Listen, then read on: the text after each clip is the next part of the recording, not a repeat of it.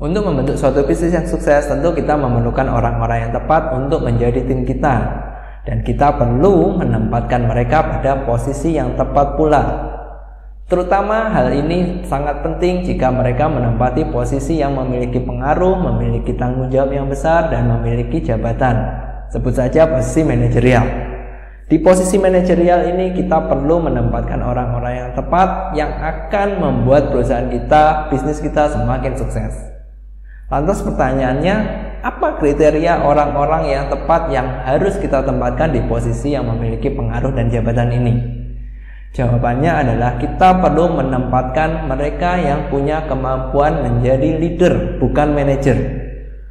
Nah, banyak orang salah kaprah, banyak suatu bisnis salah karena mereka menempatkan seorang manajer pada posisi manajemen, bukan seorang leader.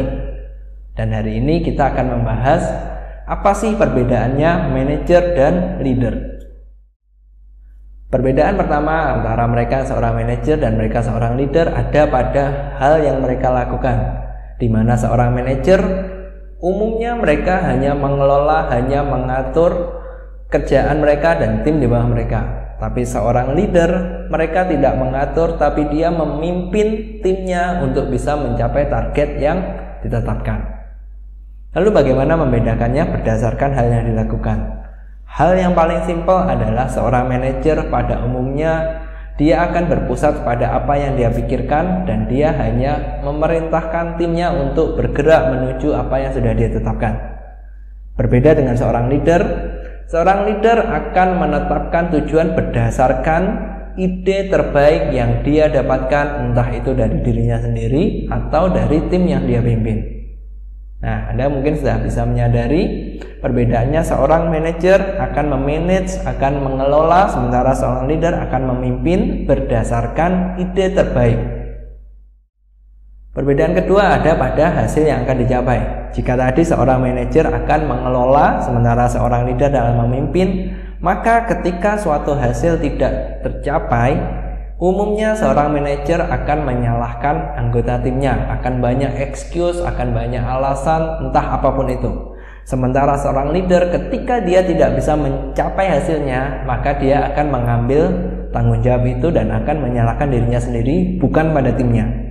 Sebaliknya, ketika targetnya tercapai, mereka bisa mencapai, seorang leader tidak akan mengambil kredit, tidak akan mengambil reputasi untuk dirinya sendiri.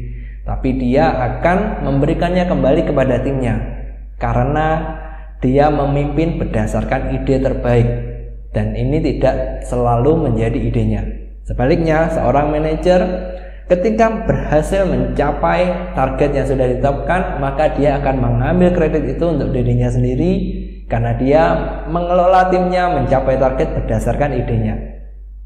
Nah, jika yang pertama tadi ada pada hal yang mereka lakukan, maka hal kedua perbedaannya ada pada bagaimana cara mereka bertanggung jawab, bagaimana cara mereka untuk mengambil suatu keberhasilan. Perbedaan ketiga ada pada timnya. Jika sebuah tim dipimpin oleh seorang manajer, pada umumnya mereka akan takut melakukan kesalahan. Kenapa? Kembali sesuai dengan perbedaan yang kedua tadi, ketika ada suatu kesalahan pada tim yang dipimpin oleh seorang manajer, maka dia akan melemparkan kesalahan itu kepada orang yang membuat kesalahan tersebut, sehingga timnya akan ketakutan melakukan kesalahan dan mereka hanya melakukan sesuai apa yang diperintahkan oleh si manajer. Tapi sebaliknya, sebuah tim yang dipimpin oleh seorang leader, pada umumnya tim yang di dalamnya tidak takut melakukan kesalahan. Karena ketika mereka melakukan kesalahan, mereka tidak bisa mencapai hasil yang sudah ditetapkan, maka si leader yang akan pasang badan, dia yang akan mengambil tanggung jawab itu. Sehingga tim yang berada di dalamnya, mereka akan percaya diri, mereka mampu untuk memberikan lebih karena mereka tidak takut melakukan kesalahan. Jadi di hal yang ketiga ini perbedaannya ada di timnya.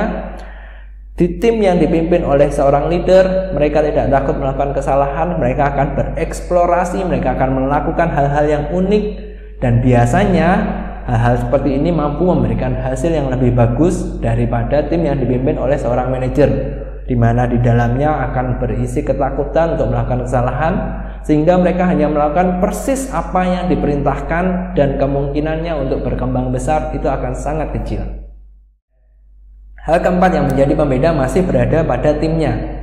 Sama seperti yang nomor 3 tadi, tim yang dipimpin oleh seorang leader karena mereka tidak takut melakukan kesalahan, mereka tahu bahwa jika ada masalah, si leadernya akan pasang badan yang akan melindungi mereka, maka umumnya orang-orang yang berada pada tim si leader, mereka akan sangat bermotivasi, mereka mau melakukan hal-hal yang lebih daripada tanggung jawab mereka.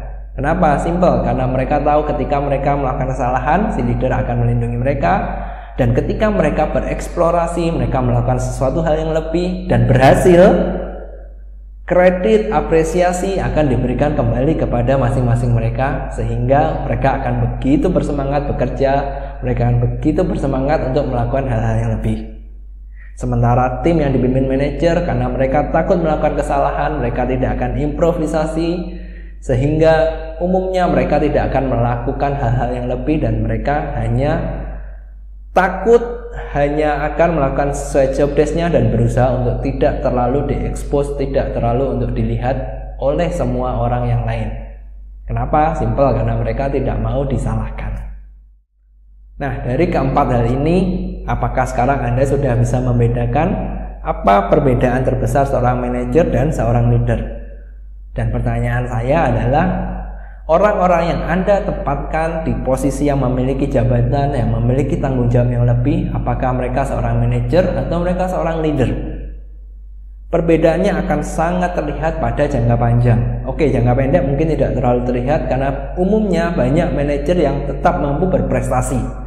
Tapi ketika kita bandingkan untuk jangka panjang, umumnya mereka yang mampu bergerak lebih, mereka yang memberikan hasil yang lebih adalah tim yang dipimpin oleh seorang leader.